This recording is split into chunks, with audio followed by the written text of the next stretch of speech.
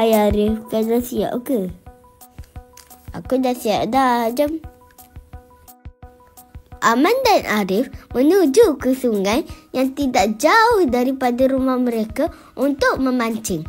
Setelah sampainya mereka di sana, mereka terkejut. Arif, kenapa sungai kita ni kotor sangat? Haalah, mana betul sampah dalam sungai tu. Ikan pun banyak yang mati.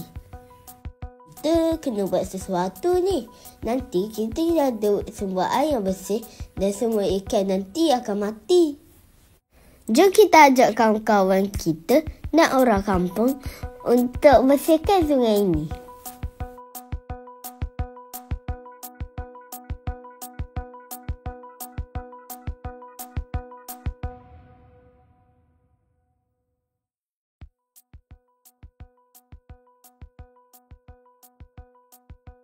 Alhamdulillah aman. Lihatlah sungai kita ini. Dah bersih dah. Syukur pada semua yang sudi membantu. Semoga sungai kita ini akan bersih sampai bila-bila. Amin.